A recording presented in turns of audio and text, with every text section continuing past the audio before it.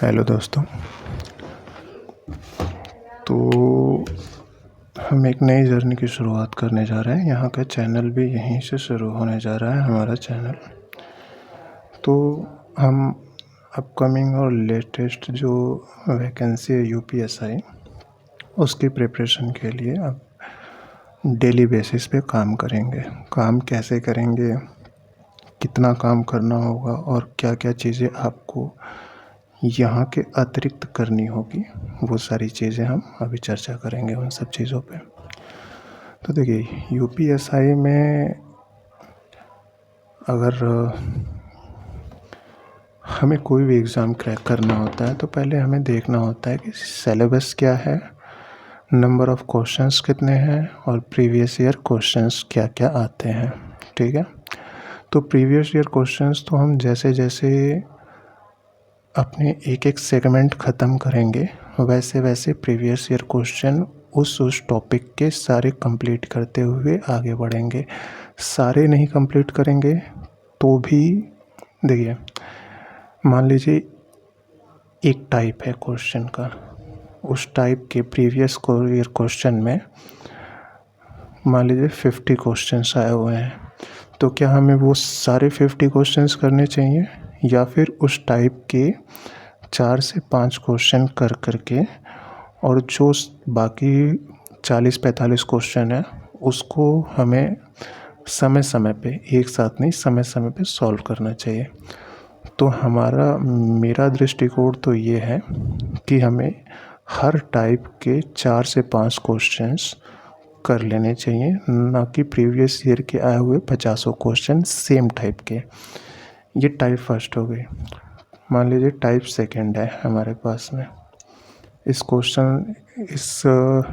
इस टाइप के क्वेश्चन हमारे पास में मान लीजिए 60 आए हुए हैं प्रीवियस ईयर सारे पेपर्स मिला करके। तो हमें 60 नहीं करना है, इसके 4 से 5 क्वेश्चन कर लेना है और इसको प्रॉपर अपने बार बार इसको जो है कि करते रहना है इसको, या फिर इसमें से जहाँ से भी आपको क्वेश्चन मिल जाए। हम कोई भी एक टॉपिक अगर उठाएंगे, हम कोई भी एक चैप्टर उठाएंगे। चलिए, हम चैप्टर की बात अभी करेंगे, पहले हम सिलेबस की तरफ ध्यान देते हैं कि सिलेबस क्या है, फिर मैं समझाता हूँ कि हमें किस पे जोर देना है और क्या क्या करना है। ठीक है। तो सिलेबस के लिए मैंने एक A4 साइज़ पे भी कुछ चीज़ें की हुई हैं। देखिए, ये रहा हमारे पास में यूपीएसआई का कुल सिलेबस। ज़रा इसको समझने की कोशिश कीजिए। इसको समझने के बाद से आपका विज़न क्लियर हो जाएगा कि हमें मेहनत किस चीज़ पे करनी है और क्या चीज़ हम जो है कि मतलब प्रायोरिटी हम तय कर सकते हैं कि किस किस चीज़ पे पहले काम करना है और क्या क्या चीज़ हमें बाद के लिए रखनी है। काम तो हमें उस पर भी करना है क्योंकि छोड़ना तो कुछ नहीं है, लेकिन प्रायोरिटी तय हो जाएगी। देखिए, टोटल जो क्वेश्चन होते हैं उस 160 क्वेश्चन होते हैं, 160। हमारे पास में इसके लिए 4 सेगमेंट है, मैथ, रीजनिंग, हिंदी और जीएस। ठीक है। देखिए, 160 क्वेश्चन है। मैथ के लिए हमारे पास में 40 क्वेश्चन आएंगे, रीजनिंग के लिए 40 क्वेश्चन आएंगे, हिंदी के लिए 40 क्वेश्चन आएंगे और सामान्य ज्ञान या जीएस, इसके लिए 40 क्वेश्चन आएंगे। ठीक है। टोटल हमारे पास में 160 क्वेश्चन है। अब हम देखें तो ये जो जीएस है इसको भी हम एक्सपेंड कर सकते हैं। जीएस में हमारे पास में संविधान से 16 क्वेश्चन होंगे, मूल विधि से 8 क्वेश्चन होंगे। उसके बाद से जो सामान्य ज्ञान है वहाँ पे हमारे पास में विज्ञान, अर्थव्यवस्था, इतिहास, भूगोल, यूपीजी की, अच्छा विज्ञान की भी शाखाएं हैं, बायोलॉजी, फिजिक्स, केमिस्ट्री। तो यहाँ से बाकी क्वेश्चन आएंगे। अब मैं आपको एक आइडिया देने वाला हूँ, ज़रा इस पे फोकस कीजिएगा। इस एनालिसिस से हमें ये समझ में आ जाएगा कि हमें प्रायोरिटी कौन कौन से चीज़ों को देनी है। ठीक है। तो देखिए, हमारे पास में टोटल 4 सेगमेंट हैं। पहला है मैथ, 40 क्वेश्चन रीजनिंग, 40 क्वेश्चन। मैं इसमें थोड़ा सा टाइम लूँगा क्योंकि विज़न क्लियर होता है तो टारगेट अचीव करना थोड़ा आसान होता है। और हम विज़न क्या क्लियर करने जा रहे हैं वो भी ज़रा ध्यान दीजिएगा। फिर हम बात करते हैं हिंदी। इसमें भी 40 क्वेश्चन हमारे आने हैं।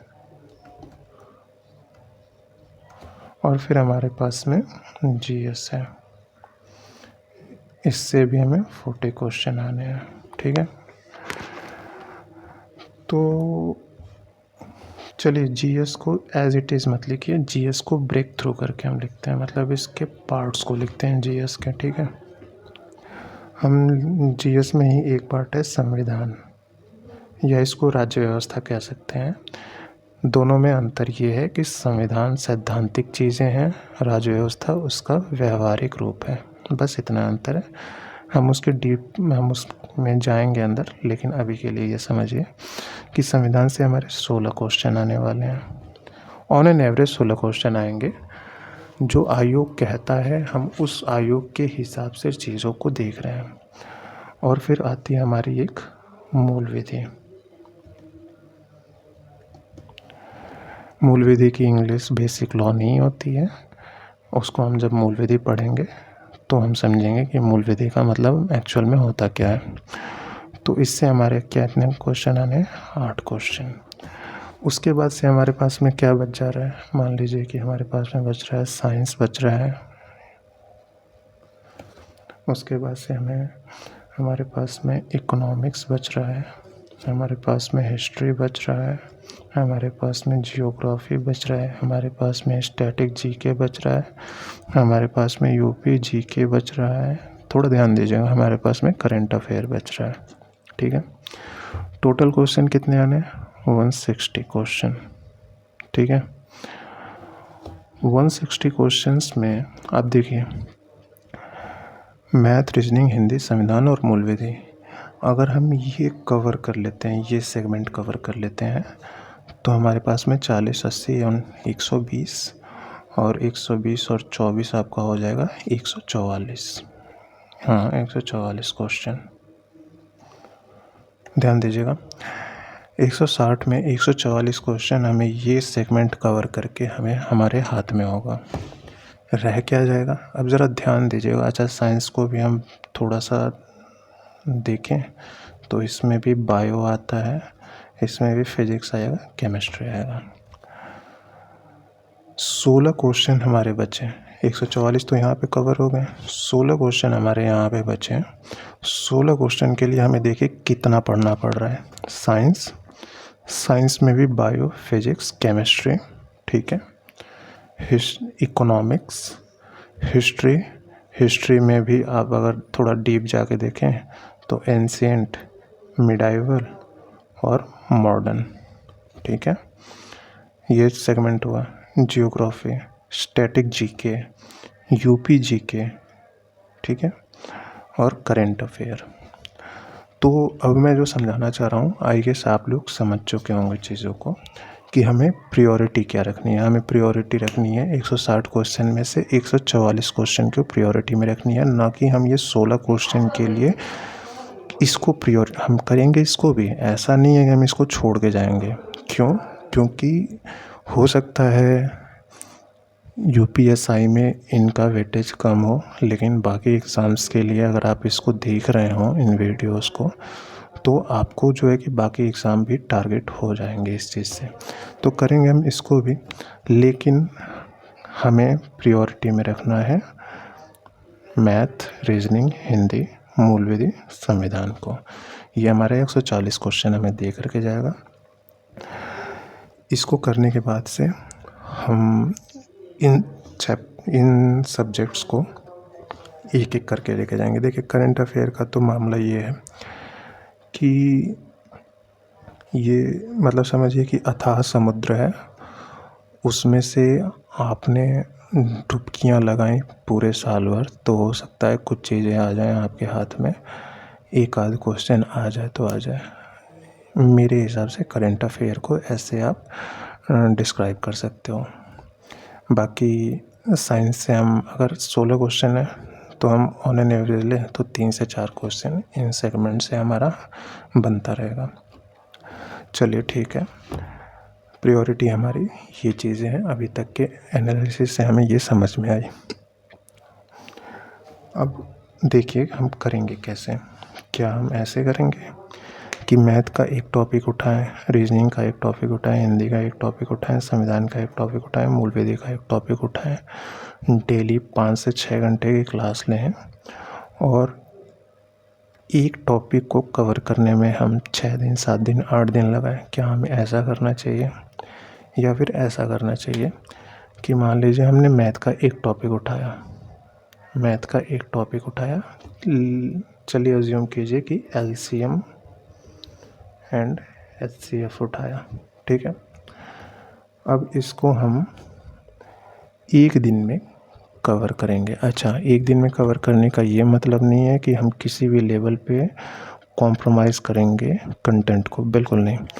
कंटेंट हमारा वही रहेगा। हम अब एक दिन में चूँकि एक सेगमेंट ख़त्म करना है तो हो सकता है इसके 3 घंटे की वीडियोस या 4 घंटे की वीडियोस बन जाए, बट यकीन मानिए इस तरीके से अगर आप जो है कि तैयार कर रहे हैं तो आपकी तैयारी बिखरेगी नहीं। अदरवाइज़ होता क्या है कि मैथ का एक टॉपिक उठाया, मान लीजिए LCM SCF उठाया हमने, तो LCM SCF की अगर 5 क्लासेस चल रही हैं या 6 क्लासेस चल रही हैं तो एक तरीके से वो इतने पार्ट्स हो जाते हैं कि एक तरीके से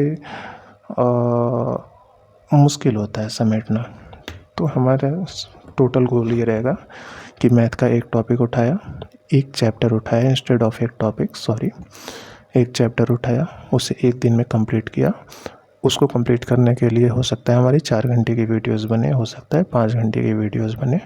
मैं समय नहीं देखूँगा, आप भी मत देखिएगा, क्योंकि हमें प्रिपरेशन में ज़्यादा टाइम नहीं देना है। देखिए गोल क्लियर है, प्रिपरेशन में ज़्यादा टाइम नहीं देना है। प्रिपेयर करके रिवीजन में और मॉक टेस्ट में ज़्यादा वक्त देना है, ठीक है। तो हम कोशिश करेंगे कि इसको 2 या 2.5 महीने में, 2.5 से 3 महीने में हम इसको जो है कि सारा चीज़ कवर कर लेंगे। तो मैथ का एक टॉपिक उठाया, कवर किया, फिर अगले दिन हम रीजनिंग का एक टॉपिक उठाएंगे। मान लीजिए कि हमने उठाया 250 उठा लिया। अब इसको हम 4 दिन नहीं लपेटेंगे, इसको हम एक दिन में क्लियर करेंगे। 2 घंटे की वीडियोस बन सकती हैं, 3 घंटे की, 4 घंटे की अगेन। फिर अब आपका काम ये रहेगा कि मैथ का वो टॉपिक जो हमने किया है पहले वो सारे टॉपिक्स को क्लियर करना है और फिर उसके बेस्ड, उस पे जो बेस्ड क्वेश्चन होंगे उनको करना। फिर आपका भी ये भी दायित्व होगा कि रीजनिंग को भी रिवाइज़ करना। फिर जब हम हिंदी का एक टॉपिक उठा रहे होंगे तो आपका मैथ रीजनिंग आप कवर करेंगे। फिर हम संविधान का एक जब टॉपिक उठाएंगे तो यहाँ पे जो टॉपिक हो रखे हैं आप इनको रिवीजन करेंगे। देखिए रिवीजन नहीं करेंगे तो पीछे की चीज़ नहीं होती जाएगी, जो कि अच्छी बात नहीं है, बुरी बात है। पीछे की चीज़ को पुरानी ही रखना है, नया नहीं करना है। उसके बाद से हम मूल विधि का एक टॉपिक उठाएंगे, तब तक आप इन चारों का प्रिपरेशन मतलब एक तरीके से रिवीजन करते रहना। फिर हम फिर से शुरू करेंगे, फिर मैथ का एक टॉपिक उठाएंगे, आप इन चारों का रिवाइज करते रहना। फिर रीजनिंग का उठाएंगे, आप फिर मैथ का और इन तीनों का रिवाइज करते रहना। फिर हिंदी का उठाएंगे दूसरा टॉपिक, आप इन दोनों का और इन दोनों का रिवाइज करते रहना। फिर हम संविधान का टॉपिक उठाएंगे, आप इन तीनों को और इसको रिवाइज करते रहिएगा। और फिर हम मूल विधि का एक टॉपिक उठाएंगे, इन चारों को रिवाइज करते रहिएगा। आई होप ये चीज़ क्लियर हो गई है कि हम कैसे करने वाले हैं। एक दिन में एक टॉपिक, एक चैप्टर इंस्टेड ऑफ एक टॉपिक, एक दिन में एक चैप्टर किसी एक सब्जेक्ट का। बाकी जो सब्जेक्ट्स बाकी जो सब्जेक्ट्स के चैप्टर हम कंप्लीट कर चुके होंगे उसके रिवीजन की जिम्मेदारी आपकी होगी, क्योंकि वो आपके अलावा कोई नहीं कर सकता। तो देखिए, ये तो हमने डिस्कस किया सिलेबस। मैंने दो चीज़ों पे माफ़ कीजिएगा, मैंने दो चीज़ों पे आपको कहा था आपको ध्यान रखना है किसी भी तैयारी में। पहला सिलेबस, हमने मोटा मोटी सिलेबस यहाँ पे देख लिया हुआ है। आप अगर डीपली एनालिसिस करेंगे सिलेबस में तो भी आप इसी कंक्लूजन पे आएंगे जो हमने इस पे बात की है। दूसरा होगा प्रीवियस ईयर क्वेश्चन पेपर। ये चीज़ मैं आप पर नहीं छोड़ूंगा, मैं खुद सॉल्व कराऊंगा यूपीएसआई के प्रीवियस ईयर क्वेश्चन पेपर को, ठीक है। सारे सेगमेंट, फिर चाहे मैथ हो, चाहे रीजनिंग हो, चाहे हिंदी हो, चाहे संविधान हो, या मूल विधि हो, या फिर ये जीएस के पार्ट्स हैं, इनको मैं आपके ऊपर नहीं छोड़ूंगा। हम ऐसे करेंगे, मैथ का एक चैप्टर तैयार किया, उस पे बेस्ड जो प्रीवियस क्वेश्चन पेपर यूपीएसआई में आए हुए हैं उसको सॉल्व करेंगे, और सॉल्व करने के बाद से फिर आगे बढ़ेंगे, ठीक है। तो सिलेबस को लेकर के मोटा मोटी यही एनालिसिस है। प्रीवियस ईयर क्वेश्चन को पेपर को लेकर के यही एनालिसिस होगा, और आप खुद से भी करेंगे तो इसी कंक्लूजन पे पहुंचेंगे। अच्छा, चूँकि हमने ये नई चीज़, अब हमारा चैनल भी नया है तो हमने बिल्कुल नई शुरुआत कर रखी है की है, तो आपसे हम इसके बदले में क्या चाहते हैं? कुछ नहीं, बस आप इसको शेयर कर दीजिएगा so that number of subscribers बढ़ें, ज़्यादा लोगों तक ये चीज़ पहुँचे, ये कंटेंट। और यही हमारा मोटिवेशन होगा, आपके शेयर, सब्सक्राइबर्स की संख्या बढ़ना।